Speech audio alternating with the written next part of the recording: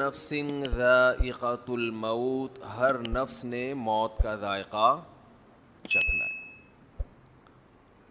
ذائقہ کا معنی چکھنے والا، ذائقہ عربی میں اس کو نہیں کہتے جس کو ہم ٹیسٹ اور ذائقہ کہتے ہیں۔ ذائقہ اس میں فاعل ہے، جیسے قاتل قتل کرنے والا، قاتلہ قتل کرنے والی، تو ذائق چکھنے والا، ذائقہ چکھنے والی کو کہتے ہیں۔ بہت سے عربی الفاظ اردو میں آ کے نا ان کے مفہوم چینج ہوئے ہیں۔ تو کلو نفس، نفس کا لفظ عربی میں مؤنث ہے، انسانی جان کو کہتے ہیں۔ تو اللہ فرما رہے ہیں ہر نفس ذائقۃ الموت، موت کا ذائقہ چکھنے والا ہے۔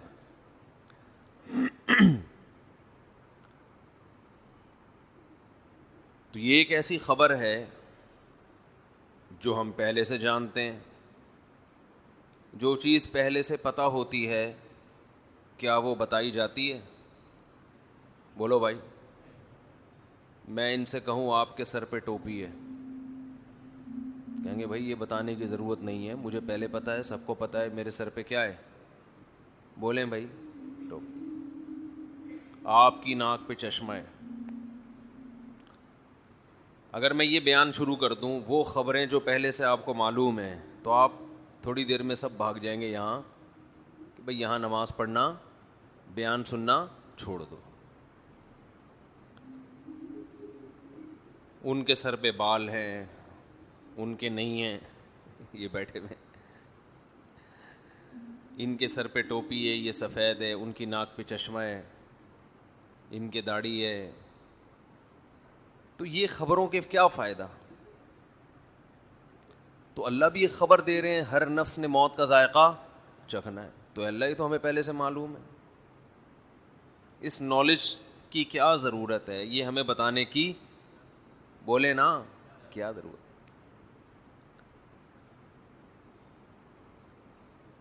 تو اللہ نے فرمایا دیکھو جب بھی کوئی خبر دی جائے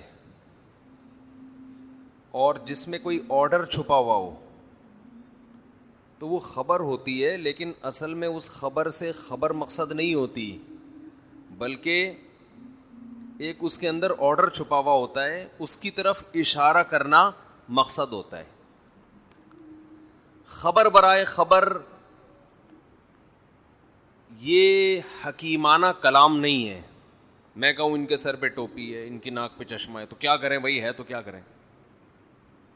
لیکن میں خبر دیتا ہوں مجھے پیاس لگ رہی ہے، ایک خبر ہے، پشتو میں کہتے ہیں نا خبر اوری کا نا، سنا یہ لفظ؟ خبر سن رہا ہے کہ نہیں سن رہا؟ میں خبر دیتا ہوں مجھے پیاس لگ رہی ہے، فوراً دو چار بندے اٹھیں گے کولر کی طرف پانی لینے کے لیے، ایسا ہوگا کہ نہیں ہوگا؟ اگر نہیں اٹھیں گے تو اس کا مطلب بہت ڈھیٹ ہیں۔ کیا ہیں؟ بہت ڈھیٹ لوگ ہیں۔ ایک بندے کو پیاس لگ رہی ہے، پانی کا انتظام نہیں کرتے۔ گھر میں ابا جب آ کے بیٹھتے ہیں اور کہتے ہیں مجھے پیاس لگ رہی ہے، تو یہ خبر برائے خبر نہیں ہے، اس کے پیچھے آرڈر چھپا ہوا ہے، پانی پلاؤ۔ اب یہ خبر فضول خبر نہیں ہے۔ میں اکثر بیان میں کہتا ہوں آج کل جو شوہر حضرات گھر میں جب داخل ہوتے ہیں تو گھر سے باہر تو اخلاق بہت اچھے ہوتے ہیں، دوستوں کے ساتھ ہنسی مذاق گپ شپ، گھر میں جب داخل ہوتے ہیں ایسا لگتا ہے چنگیز خان نے بغداد پر حملہ کیا ہے۔ یہی ہے نا اسٹائل۔ گھر میں آتے ہی کیا کہتے ہیں؟ مجھے بھوک لگ رہی ہے۔ گھر والوں سے کیا کہتے ہیں؟ مجھے، یہ تو نیوز ہے نا، یہ سما پہ چلنی چاہیے یہ پٹی، کہ آپ کو کیا لگ رہی ہے؟ بھوک لگ رہی ہے، خبر ہے۔ تو لیکن یہ خبر برائے خبر نہیں ہوتی، اس کا مطلب ہوتا ہے کھانا فوراً چاہیے، یہ آرڈر ہے، کھانا لگا دو۔ اس خبر میں کیا چھپا ہوا ہے؟ بولو نا یار، کیا ہو گیا؟ آرڈر چھپا ہوا ہے، کھانا لگا دو، بھوک لگ رہی ہے، یہ خبر ہے۔ اس کے اندر ایک آرڈر خبر نہیں ہوتا۔ خبر کی ڈیفینیشن یہ ہے کہ جب وہ جملہ مکمل ہو تو اس کو سچا یا جھوٹا کہا جا سکے۔ خبر سچی بھی ہوتی ہے اور جھوٹی بھی. آرڈر سچا جھوٹا نہیں ہوتا. پانی پلاؤ تو یہ کوئی سچ اور جھوٹ سے تھوڑی تعلق ہے اس کا, یہ تو ایک آرڈر ہے. تو آپ جب گھر میں داخل ہوتے ہیں اور کہتے ہیں مجھے بھوک لگ رہی ہے, اس کا مطلب چنگیز خان بہت غصے میں ہے. اگر اس کو اس وقت کھانا نہیں ملا تو یہ بیوی بچوں کو بھی کھا سکتا ہے. بہت سے لوگ کھا گئے ہیں, ٹینشن دے دے کے کھا گئے ہیں. اب یہ خبر فضول خبر نہیں ہوگی. اب دیکھو, میں اگر کہوں کہ ان کے چشمہ ہے, ایک دفعہ کہوں گا, 2 دفعہ کہوں گا, 3 دفعہ کہوں گا, تو یہ کہیں گے کیا کروں میں, اگر ہے تو آپ کو دے دوں. یعنی یہ خود اس میں آرڈر تلاش کریں گے کہ یار یہ فضول خبر کوئی نہیں دیتا, اس کے اندر کوئی آرڈر چھپا ہوا ہے. آرڈر یہ کہ شاید ان کو اچھا نہیں لگ رہا, بھائی آپ لے لو. تو ایک مثال آئی ہے ذہن میں, لیکن وہ مناسب نہیں ہے, پھر وہ موضوع چینج ہو جائے گا ہمارا, وہی والا موضوع ہو جائے گا جو. تو اب گھر میں بار بار آپ جب جا کے کہو گے بھوک لگ رہی ہے, پیاس لگ رہی ہے, بھوک لگ رہی ہے, پیاس لگ رہی ہے, اس کا مطلب کیا ہے؟ کھانا لگا دو, کھانا لگا دو, کھانا لگا دو, پانی پلا دو.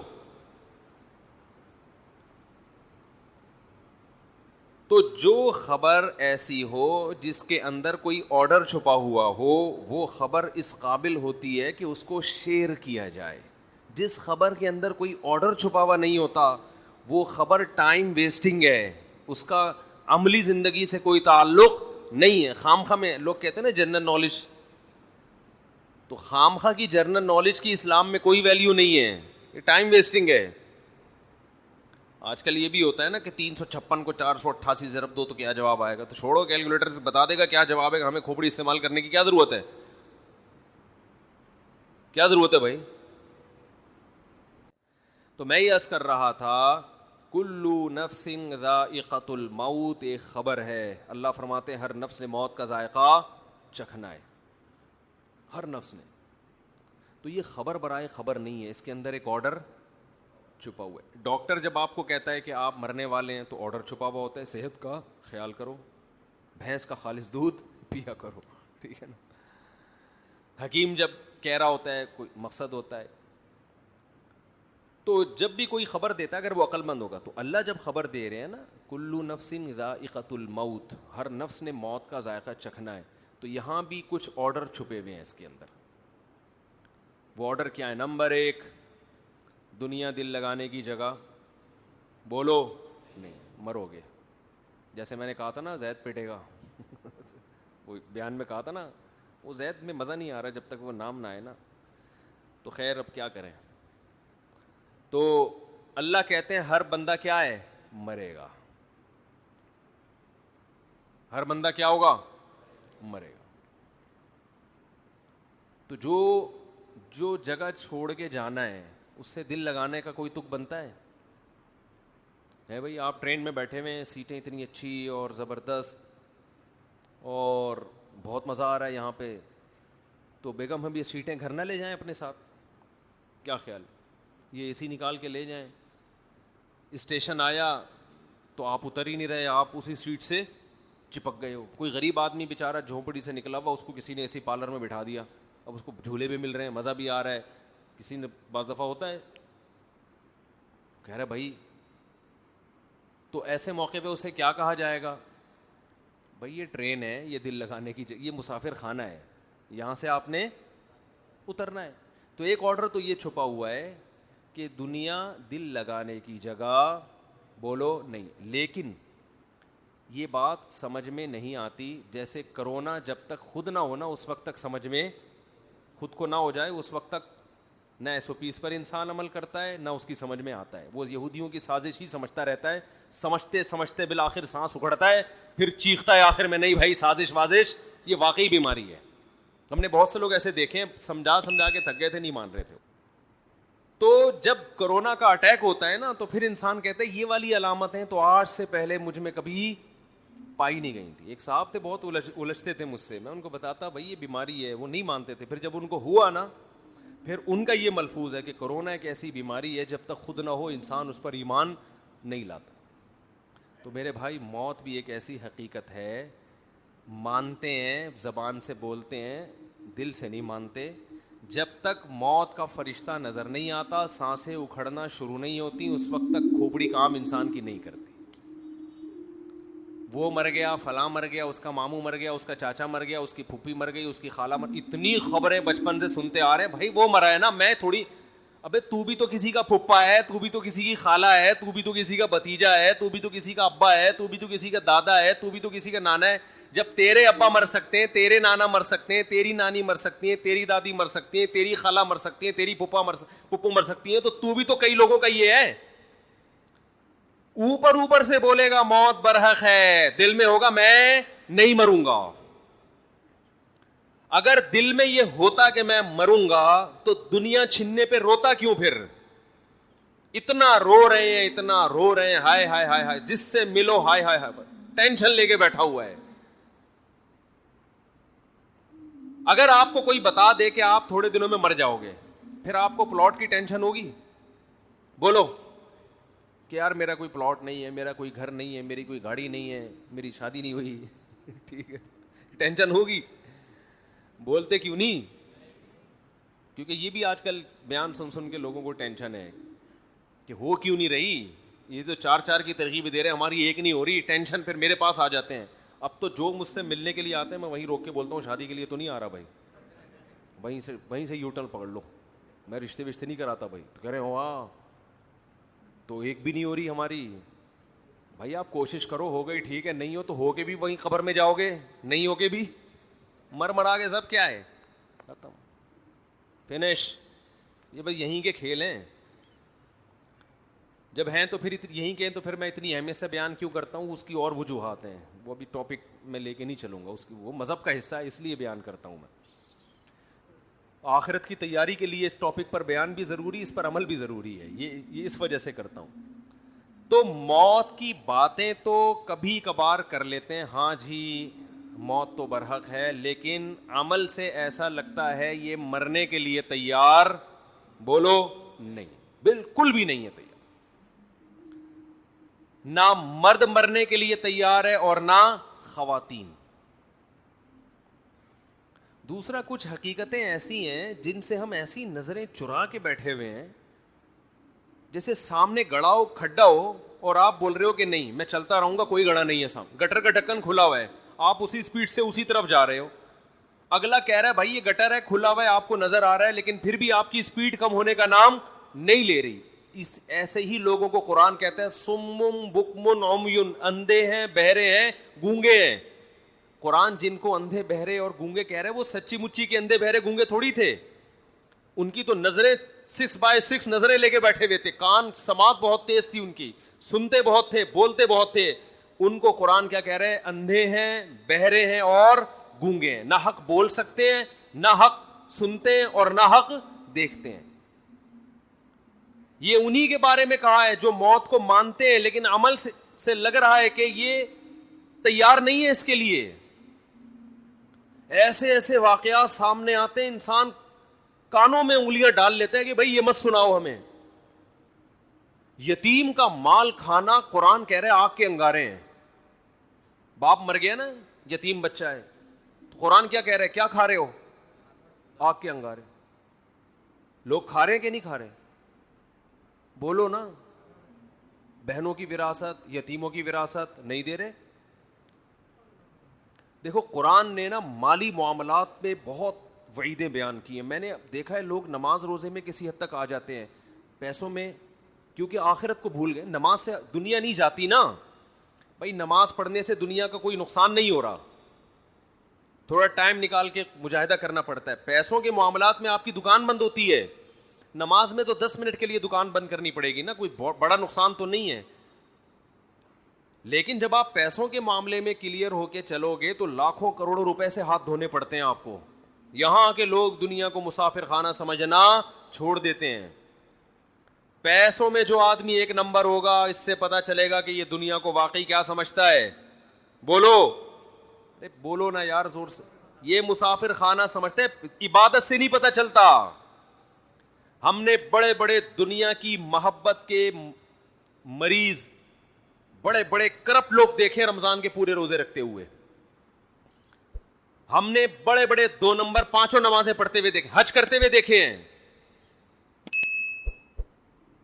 انسان کی دینداری کا اور اس بات کا کہ یہ آخرت پر یقین رکھتا ہے, سب سے پہلے پتہ چلتا ہے کہ مالی معاملات میں کیسا ہے.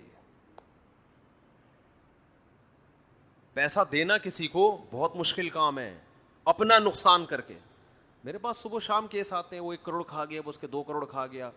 جو کھایا ہوتا ہے میں اس سے بولتا ہوں دو اس کو, کہہ رہے کہاں سے دوں, گھر بیچ کے دو. بھائی میں کیا روڈ پہ آ جاؤں؟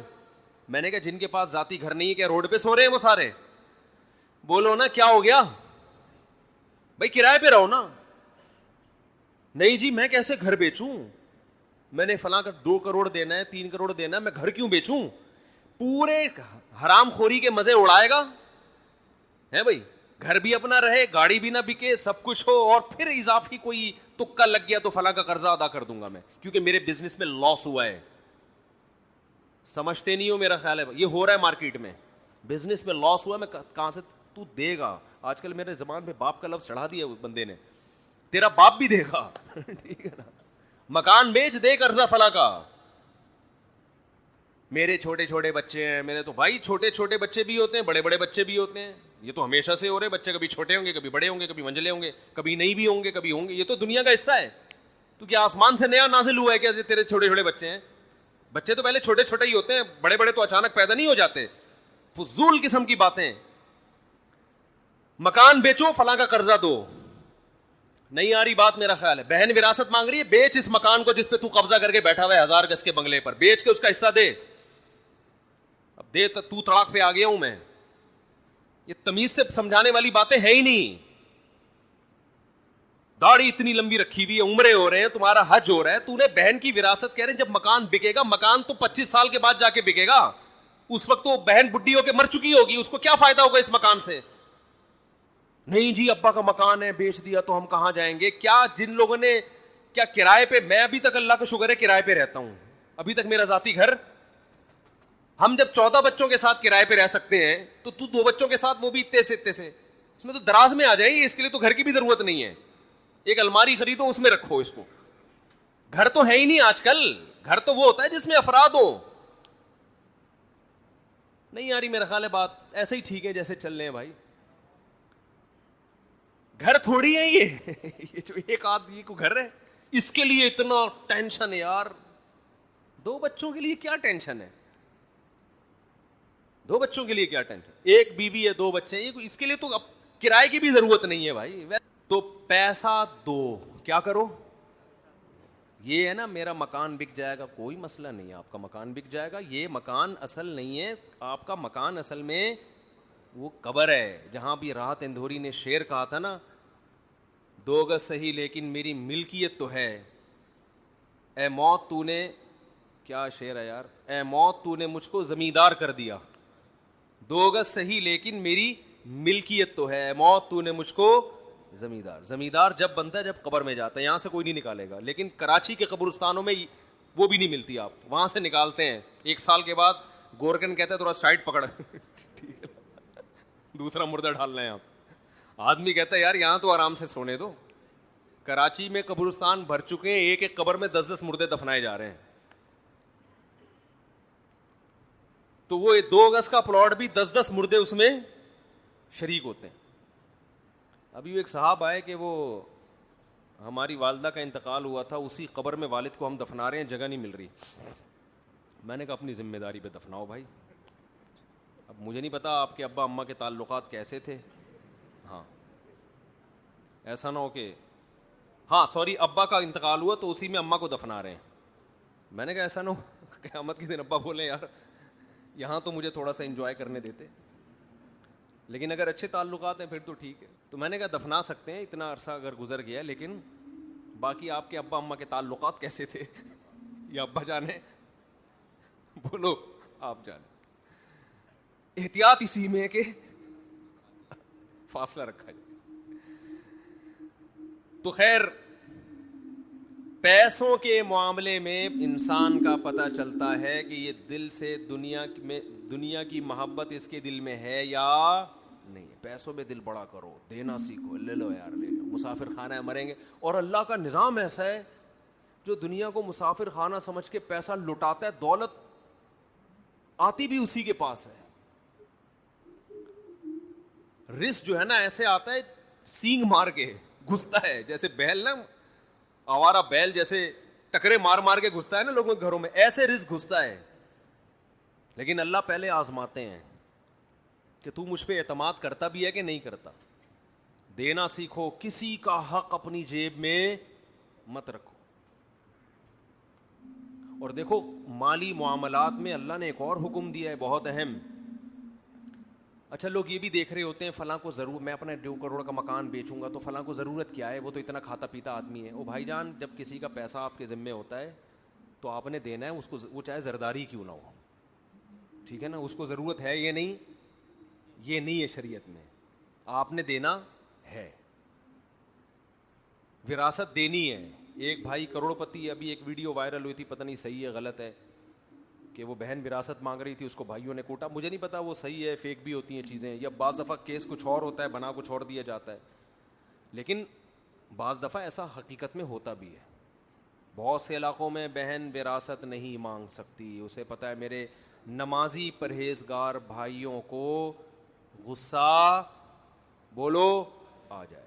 دل بڑا رکھو, دو بغیر مانگے دو. یار روڈ پہ آ جاؤ, خدا کی قسم کسی کو حق دے کے انسان غریب ہو جائے, اس میں سکون زیادہ ہے. آدمی کا یار ایک پیسہ کسی کا میرے ذمے نہیں ہے, اللہ کھلائے گا, اس کا اپنا مزہ ہے. اور پھر اللہ ایسا کھلاتا ہے چھپڑ پھاڑ کے. میں اکثر ایک واقعہ سناتا ہوں نا, پہلے زمانے میں تو دینی مدارس کے پاس وسائل بہت کم ہوتے تھے, تو ہم کتابوں میں ایک واقعہ پڑھتے تھے. ایک بہت بڑے بزرگ, نام ذہن میں نہیں ہے ان کا, انہوں نے کیسے غربت میں پڑھا. طالب علم تھے, پڑھتے تھے, تو گھر میں جب کھانے کے لیے آتے تو ماں کہتی آج ہم اللہ کے مہمان ہیں, کھانا نہیں ہے. مطلب یہ اشارہ تھا کہ آج نہیں ہے. اللہ کے مہمان کا مطلب کچھ بھی نہیں ملے گا آج, اللہ ہی کھلائے گا, روحانی طور پر کھلائے. بچے بھی بڑے نیک ہوتے تھے, چلے جاتے. ایک دن اسی طرح گئے ہیں, اماں کچھ کھانے کو ہے, انہوں نے کہا ہاں ہے, رونے لگے. اس نے کہا اماں جب تو یہ کہتی تھی نا آج ہم اللہ کے مہمان ہیں, اس میں زیادہ مزہ تھا. اس بھوک کو کس کے لیے برداشت کیا جا رہا ہے, اللہ کے لیے, اس کا اپنا مزہ ہے. امام احمد ابن حنبل رحمہ اللہ تعالی, جو امام بخاری کے استاذ ہیں, وہ کہتے ہیں ایک آدمی شادی شدہ بچوں والا جب وہ غربت سے پریشان ہوتا ہے, اپنے بیوی بچوں کی طرف دیکھتا ہے اور اس کے پاس وسائل نہیں ہیں, اور اللہ کے سامنے گڑ گڑاتا ہے, اللہ کو اس شخص سے محبت اس عبادت گزار سے کئی گنا زیادہ ہوتی ہے جو ہر وقت مسجد میں بیٹھ کے اللہ اللہ کرتا ہے. سمجھتے نہیں ہو, ایک آدمی جو 24 گھنٹے اللہ کی عبادت کر رہا ہے, اور ایک وہ جو اللہ کی مخلوق میں لگا ہوا ہے, اور وسائل نہ ہونے کی وجہ سے اللہ سے دعائیں مانگتا ہے کہ اللہ ان کی خاطر مجھے روزی دے. جس کی آل اولاد ہو وہ تو پریشانی میں پھرتا ہے نا, کنواروں کو کیا ہے, ان کو تو گٹکے کے پیسے چاہیے بس. جو بال بچے والے لوگ ہیں ان کو ٹینشن ہوتی ہے نا, ان کو کھلانا ہے پلانا ہے. تو امام احمد کہتے ہیں شادی شدہ بال بچوں والے آدمی کو جو رزق کی ٹینشن اللہ کی طرف سے ملتی ہے, اس ٹینشن سے جو اس کے درجات بلند ہوتے ہیں, وہ عبادت گزار کے درجات عبادت سے ایسے بلند نہیں ہوتے. ایک تہجد گزار اور دن میں روزے رکھنے والے کو وہ مقام نہیں ملتا. تو اللہ پہ اعتماد, اللہ پہ توکل, اللہ کے لیے ٹینشن اٹھانا, یہ بہت بڑی عبادت ہے. یہ عبادت کیوں ہے کہ اس ٹینشن میں بھی اس کے قدم حرام کی طرف نہیں جا. نہ یہ نسل روک رہا ہے, نسل روکنا بھی جائز نہیں ہے غربت کے خوف سے کہ کھلاؤں گا کہاں سے.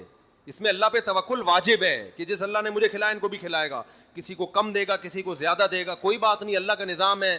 یبسط الرزق لمن یشاء ویقدر, جس کے لیے چاہتا ہے رزق کشادہ, جس کو چاہتا ہے تنگ کر دیتا ہے. جس کے کشادہ کر دیا شکر ادا کرے, تنگ کر دیا صبر کرے. بھائی اللہ کے ہاتھ میں ہے. اس بیس پہ نسل روکنے کی اجازت نہیں ہے آپ کو کہ پیسے نہیں ہیں تو بچے کیسے پالوں گا میں.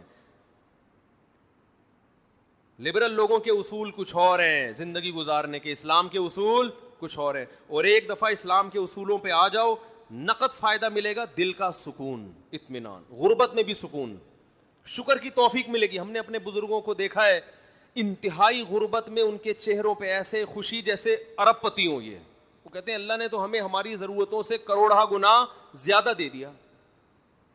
کہتے ہیں ہمیں تو ضرورت ہے 2 وقت کی روٹی کی, لیکن اللہ 3 ٹائم کھلاتا ہے. ہمیں تو ضرورت ہے بس ایک چھپڑا مل جائے سر چھپانے کو, لیکن اللہ نے پورا گھر, وہ یہی سوچ سوچ کے خوش ہوتے رہتے ہیں.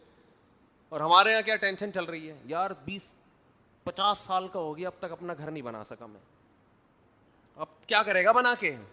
بھائی تھوڑا سا ٹائم رہ گیا نکل لے, پتلی گلی آنے والی ہے, پتلی گلی آنے والی ہے جس سے فرشتے چوہے نکالیں گے. نکل 50 سال کے بعد کیا بنانا ہے یار.